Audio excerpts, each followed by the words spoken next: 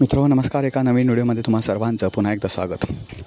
मित्रांनो, महाराष्ट्रातील राजकारणी मंडळी इतकी गलिच्छ आहेत, चारित्र्यहीन आहेत आणि इतकी निर्लज्ज आहेत की हे शब्दसुद्धा खूप त्यांच्यासाठी अपूर्ण आहेत. अनेक कारनामे ते करत असतात. एकानं करायचं आणि दुसऱ्यानं त्याच्यावर आगपाखड करायची. मूळ मुद्दे बाजूलाच राहतात. महाराष्ट्रासमोरची समस्या जर कुठली असेल ना मित्रांनो, महाराष्ट्रापुढची जर समस्या कुठली असेल, मग कितीही असो तुमच्या मूलभूत समस्या, त्या मूलभूत समस्यांपेक्षा महाराष्ट्रातील राजकारणी ही फार मोठी एक समस्या बनून राहिलेली आहे. हे राजकारणी जेव्हा नष्ट होतील तेव्हा महाराष्ट्राच्या सगळ्या समस्या चुटकीसरशी सुटतील. ह्या राजकारण्यावर आज घसरण्याचं कारण, मी घसरण्याचंच म्हणतो, कारण मी जरा द्वेषानं बोलतो आहे, रागानं बोलतो आहे, जरा वेगळी भाषा वापरून बोलतो आहे. बुलढाण्याचे शिवसेनेचे आमदार संजय गायकवाड यांनी कॅन्टीनमधल्या एका कामगाराला केलेली मारहाण, हा व्हिडिओ प्रचंड व्हायरल झाला आणि सर्व स्तरातून संजय गायकवाड यांना निलंबित करा अशी मागणी होऊ लागली. मी तर म्हणतो, निलंबित करून अशा माणसाचं थोडीच भागणार आहे.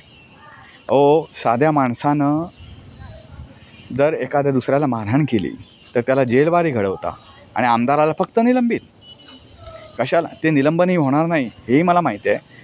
कारण महाराष्ट्रातील जनता केव्हाच कुंभकर्णी झोपेत गेलेली आहे. हातात बांगड्या भरलेल्या जनतेनं. त्यामुळे अशा लोकांचं फावतं. आपल्यातला शंडपणा जेव्हा संपेल ना मित्रांनो जनतेमधला, तेव्हा ह्यांचे चेहरे तुम्हाला उघडे दिसतील. त्यांचा खरा चेहरा उघडा दिसेल. कारण कसं आहे मित्रांनो माहिती आहे का, या संजय गायकवाड नावाच्या आमदाराने जी मारहाण केली, त्या मारहाणी फक्त त्यांचं हे एकच कृत्य नाही, त्यांची अनेक कृत्य आहेत. काहीतरी वादग्रस्त बोलायचं, चर्चेत राहायचं. काम करायला गेलात तुम्ही विकसनशील जिल्ह्यामध्ये, त्यांच्या मतदारसंघाचा केवढा नंबर येतो बघा. म्हणजे त्यांच्या मतदारसंघातले सगळे प्रश्न मिटले का हो? अजिबात मिटले नाही. बरं, यांचा मुद्दा काय आहे बघा. मुद्दा काय आहे यांचा? तर निकृष्ट जेवण MLA म्हणजे आमदार निवासातलं जे कॅन्टीन आहे तिथे निकृष्ट जेवण दिलं जातं असं त्यांनी म्हटलं आहे. दुसरी गोष्ट म्हणजे त्यांचं असं म्हणणं आहे की जो हा ठेकेदार आहे, जो जेवण पुरवतो, त्या ठेकेदाराचा ठेका संपून 2 वर्ष अगोदरच ठेका संपलेला आहे आणि त्याला परत मुदतवाढ दिली जाते. आता प्रश्न असा आहे की परत जर मुदतवाढ दिली जाते तर तुमचे मुख्यमंत्री, उपमुख्यमंत्री काय बांगड्या भरून बसलेत? तुम्ही सत्तेत आहात आणि तुमचा नाकर्तेपणा तुम्ही एखाद्या मीडियासमोर येऊन सांगता. तुमचं नागडेपण हे कशाला लपवता? मग हे नागडेपण उघड करता. मी नंगाय म्हणून सांगता आणि ते लोकांसमोर उघडं करता, विरोधी पक्षांसमोर उघडं करता की आमचं सरकार असं आहे. तुम्ही सत्तेत बसलायचं भान ठेवा. बरं ठीक आहे, तोही मुद्दा आपण बाजूला करू. दुसरी गोष्ट त्यांनी म्हणाले की निकृष्ट जेवण तिथं दिलं जात होतं. मित्रहो, सामान्य लोक तिथं येतात आणि त्या सामान्य लोकांची, मी काल TV वर वगैरे सगळ्या चॅनलवर वगैरे ते सामान्य लोकांच्या पण प्रतिक्रिया दाखवत होते, जे आमदार निवासाच्या कॅन्टीनमध्ये जेवत होते. त्यांच्या लाईव्ह प्रतिक्रिया बघितल्या मी. तर त्यांचं म्हणणं असं काय निकृष्ट वगैरे जेवण नाही, एकदम छान जेवण आहे, रिजनेबल रेट आहे. आता हे MLA खायची सवय काय झाली? सिमेंट खा, वाळू खा, रस्त्यावरची माती खा, रेती खा, वाळू आणि काय म्हणतात ते सगळं खा. त्यामुळे त्यांना जेवण चांगलं कसं लागणार? हा महत्त्वाचा प्रश्न आहे. काही खायचं ठेवलं नाही. चारा पण खायला लागले अलीकडे MLA. हे आमदार खासदार आहेत ना, ते चारा खायला लागले. फक्त गटारातलं पाणी प्यायचं त्यांनी ठेवलं आहे आणि गटारात काय जे असतं ते खायचं त्यांनी ठेवलेलं आहे. बाकी सगळं खाऊन झालेलं आहे. आता मला सांगा, अशा माणसांना चांगलं जेवण कसं लागेल? चांगलं जेवणाला ते चांगलं कसं म्हणतील? कारण हे नको ते वस्तू खायला लागले ना. ते आता पैसा खायला लागले तर त्यांना या जेवणाची चव काय कळणार? आणि हे म्हणे की आम्हालाच जर असं खायला घालता तर सामान्यांचं काय? अरे सामान्यांचं काय कशाला? तुम्ही पण सामान्यासारखं जेणं जगून बघा ना. जेणं जगून बघा तुम्ही सामान्यांसारखं. सामान्याची तुम्ही ML आहात म्हणून तुम्हाला स्पेशल जेवण असा कुठला नाही आला. तुम्ही जनतेचे प्रतिनिधी आहात.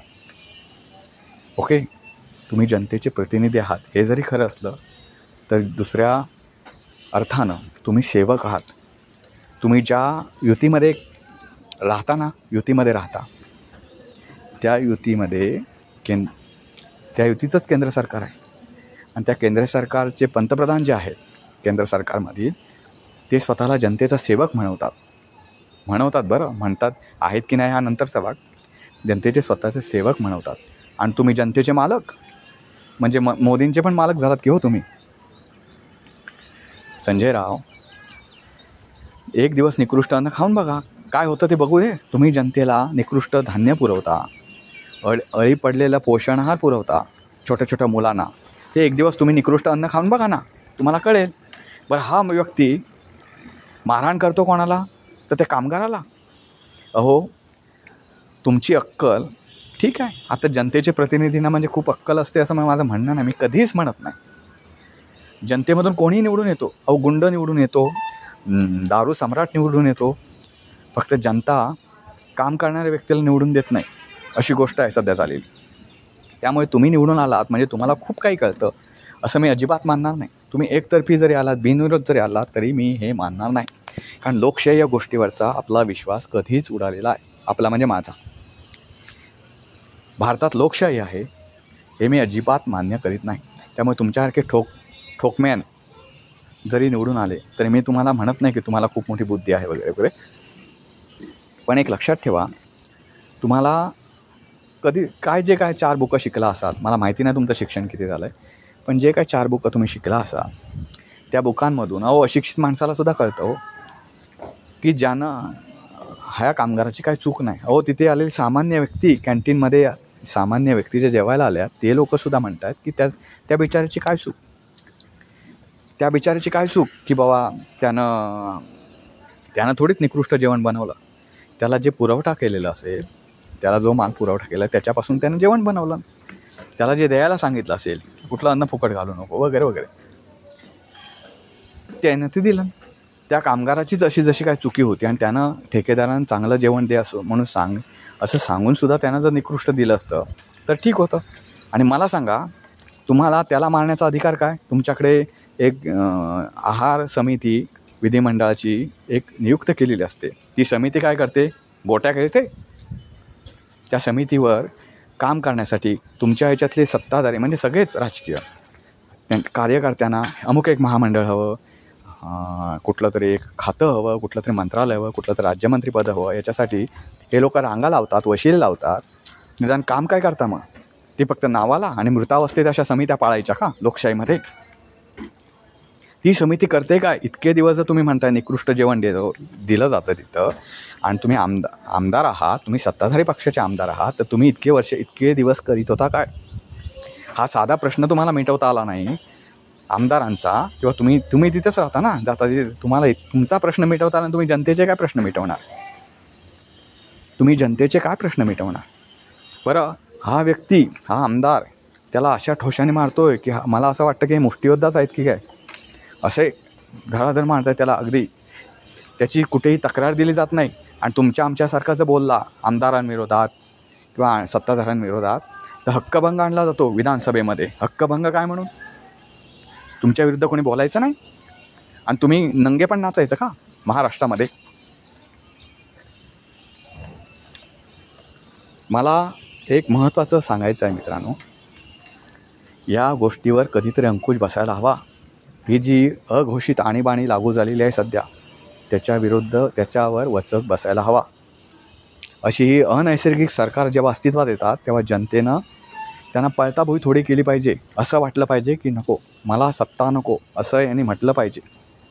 एवढा अंकुश जनतेचा राहिला पाहिजे, तर लोकशाही देश म्हणून घेण्याला काही अर्थ आहे. साधी गोष्ट आहे. एखादा माणूस, एखादा व्यक्ती, तुम्ही बघा, तुमच्याकडे कोण जेवायला आला तर तुम्हाला निकृष्ट जेवण आहे ते संपवायचं आहे, तर ते तुम्ही मोठ्या माणसाला द्याल की छोट्या सामान्य माणसाला द्याल? साधी गोष्ट आहे. मग त्या वेटरला तेवढं तरी कळत असेल ना. बरं, हा व्यक्ती आला मारायला, जो आला तो बाथरूममधूनच आलेला दिसतोय, म्हणजे खाली टॉवेल नेसलेला आहे आणि वर बनियन आहे. तू जेवत होतास हे कशावरनी समजतं की तू जेवत होतास, त्याची जेवणाची टेस्ट केलीस आणि तुला हे सगळं कळलं. तू आंघोळीतूनच आलेला वाटतोय की आंघोळ करायला जात होता तेही माहिती नाही. तुम्ही लोकप्रतिनिधी म्हणून ह्या डोक्यावर जे बसवून ठेवला ना मित्रांनो, त्याची फळं आहेत. आणि तो बिचारा मार सहन करीत होता. BJPचा एक खासदार, मित्रांनो सांगतो, BJPचा एक खासदार परवा असं म्हणाला की मराठी माणूस जर कुठे दिसला आमच्याकडे तर त्याला तुडवून मारू, ठेचून मारू, असं वक्तव्य केलं. तिथे आमदार संजय गायकवाड गेले नाहीत, कारण त्यांना माहिती आहे एक हड्डी पण सापडणार नाही आपली त्यानं जर मारलं तर, कारण त्यांची सत्ता आहे ना देशामध्ये. हड्डी पण सापडणार नाही. तो सामान्याचा कोणीच नाही, त्याला विचारणारं कोणी नाही, किंवा सत्ता तुमच्या हातात आहे, त्यानं तक्रार केली तर त्याच्यावर पण आपण दबाव आणू. याच्यासाठी तुम्ही हे केलात. मुख्यमंत्री, आपले लाडके मुख्यमंत्री म्हणवतात, जे लाडक्या बहिणीच्या जीवावर निवडून आले त्यांना लाच देऊन ते मुख्यमंत्री म्हणतात की हे निषेधार्हच आहे, त्यामुळे राज्यात चुकीचा संदेश जाईल. वा वा वा वा वा वा रे सत्ताधारी, तुम्ही जर कोणाला मारहाण केली तर फक्त एवढासा निषेधाचं एक शब्द बोलायचा, आणि कोणी दुसऱ्यानं केली तर त्याला विधानसभेतून निलंबित करायचं. सामान्य माणूस जर असेल तर त्याला आत टाकायचं, वर्षानुवर्ष सडवायचं त्याला. वा रे तुमचा कायदा. प्रत्येकाला गृहमंत्रीपद का हवं असतं हे मला आत्ता कळलं. हे असं सरकार ना, फडणवीस साहेब, हे सरकार अनैसर्गिक आहे. ठीक आहे, जनतेने एक चूक केली, पण आज ना उद्या तुम्ही जनतेला जेव्हा गुलाम बोलवत जा, तुमची पाळी खूप वाईट येणार आहे. कारण मी तुम्हाला तुमच्या बाजूचेही मी खूप व्हिडिओ बनवलेत बरं. मी तुमचा व्यक्तिशः द्वेष करीत नाही, पण तुमच्या प्रवृत्तीचा मात्र द्वेष नक्की करतो आता. कारण हे खूप हाताबाहेर चाललं आहे. सामान्य माणसाला जगणं तुम्ही मोतात करताय. तुमचे मंत्री काहीही खातात आणि त्यांना अन्न खायला दिलं तर निकृष्ट म्हणतात. पण निकृष्ट असेल तर त्याला प्रोसेस काही असेल ना तुमच्या इकडे, की तुम्ही लोकशाही पाळत नाही. तुमची काहीतरी प्रोसेस ठरलेली असेल ना, की असं एक निकृष्ट जेवण दिलं. जेवणातून विषबाधा होते, त्याच्यावर ढिम्म हलत नाही तुम्ही. तुमचं पोट एवढं पुढे आला तर आतमध्ये गेलाय म्हणता तुम्ही, ते पोट एवढं आलं ढिम्म बसलात की उठत नाही तुम्ही. तुमचा एक मंत्री एवढे स्थूलपणा आला तुमच्या मंत्र्यांमध्ये की झटझट काम करणं, असं चंचल असणं म्हणतात. काही सुद्धा नाही.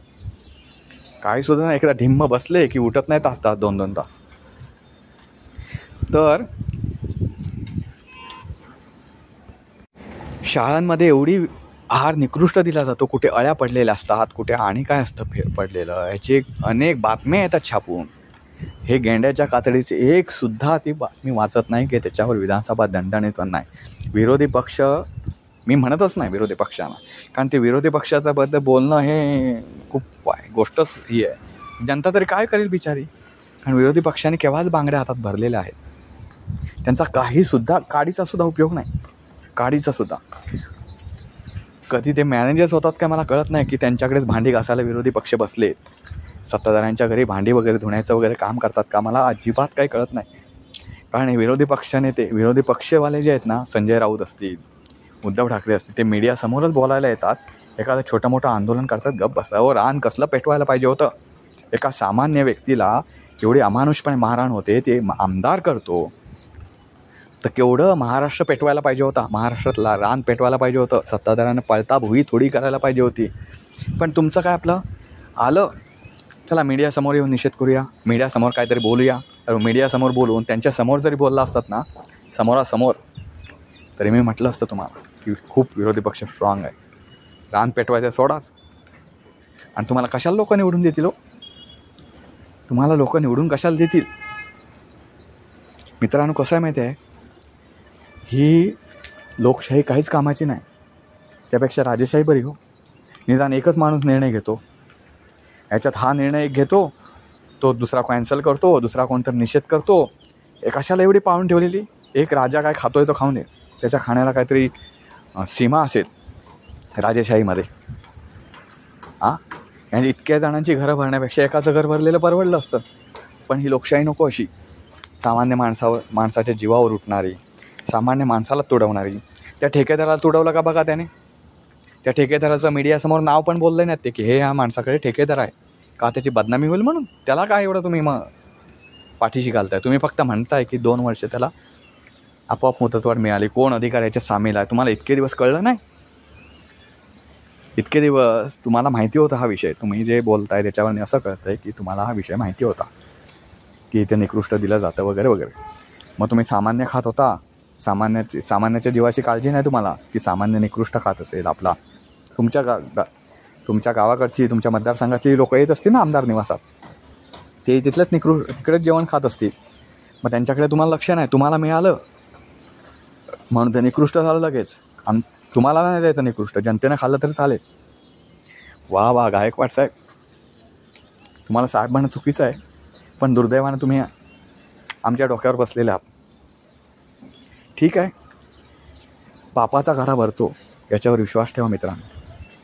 पापाचा घडा भरतो आणि ज्या वेळी आपण काय करत नाही ना, आपण काय करू शकत नाही, जेव्हा आपण हतबल होतो तेव्हा देवच काहीतरी करतो. याच्यावर नेहमी विश्वास ठेवा. याच्या पलीकडे तुमच्या आमच्या हातात काहीच उरलं नाही.